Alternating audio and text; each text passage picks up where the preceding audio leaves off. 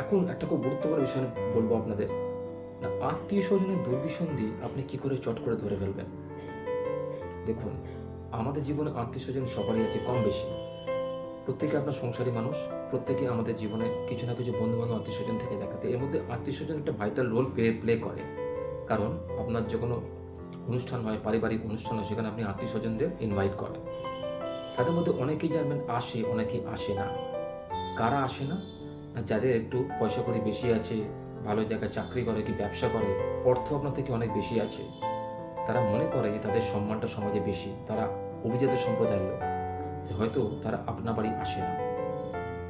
তার মানে আপনার যদি কোনো ভালো অনুষ্ঠান হয় আপনার বাড়িতে, আপনার যদি উন্নতি হয়, আপনি খুশি করে আপনার ছেলে চাকরি পেয়েছে বা আপনার মেয়ে চাকরি পেয়েছে, আপনার মেয়ের ভালো জায়গায় সম্বন্ধ করে বিয়ে হচ্ছে, বা আপনার ছেলে ভালো জায়গায় সম্বন্ধ করে বিয়ে হচ্ছে, আপনি একটা বাড়ি করেছেন খুব কষ্ট করে বা একটা গাড়ি কিনেছেন, সেই জন্য একটা ছোটোখাটো অনুষ্ঠান করতে চাইছেন পারিবারিক লোককে জানানোর জন্য, লোককে নরনারায়ণ সেবা করার জন্য, যেটা আমরা সবাই করে থাকি।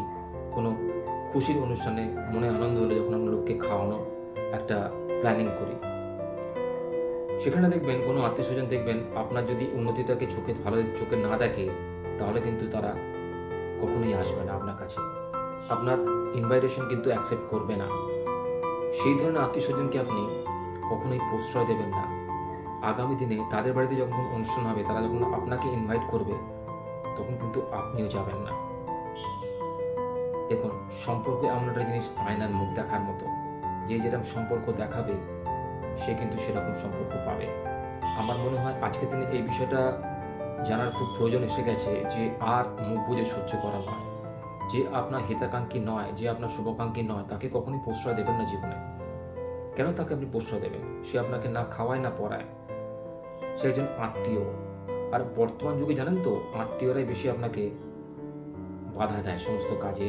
আপনার কোনো ভালো চায় না। আপনার যে ভালো হচ্ছে, আপনার যে উন্নতি হচ্ছে, সেটা তারা চোখে দেখতে পারে না। সেই জন্য দেখবেন আপনাকে কটাক্ষ করবে, আপনাকে বিভিন্ন রকম মন্তব্য করবে।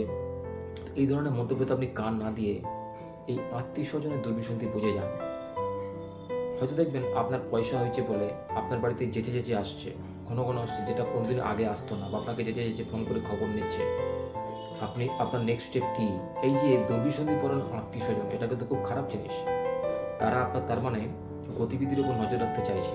আপনি কি করছেন, আপনি কি খাচ্ছেন, এগুলো কিন্তু কখনোই তাদের কাছে বলবেন না। কারণ অপরের কাছে নিজের ট্রিক্সটাকে বলে দেওয়া মানে, নিজের ব্যক্তিগত সম্পদটাকে বলে দেওয়া মানে, আপনি তাদের কাছে খোলা হয়ে গেলেন।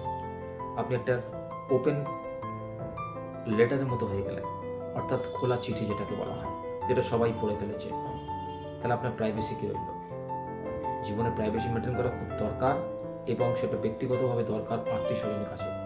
কখনোই আপনার কত রোজগার, কোথায় কাজ করেন, বা কী ব্যবসা করেন, বা আপনি কী করে সংসার চালাচ্ছেন, কাউকে এই ব্যক্তিগত তথ্য জানাবেন না।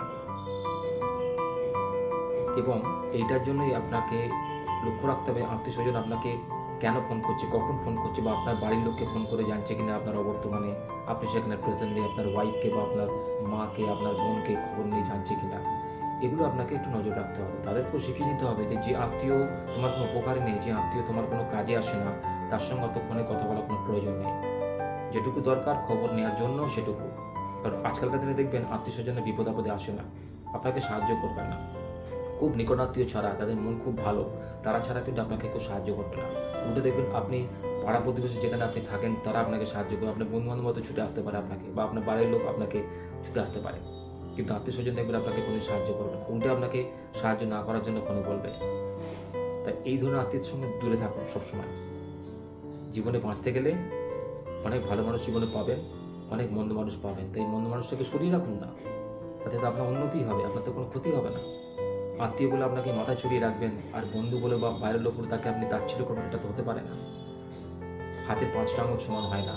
তাই এটাকে আপনাকে মেনে নিতে হবে যে সব আত্মীয় কিন্তু সমান হবে না, আর সবাই কিন্তু আপনাকে সাহায্য করবে না।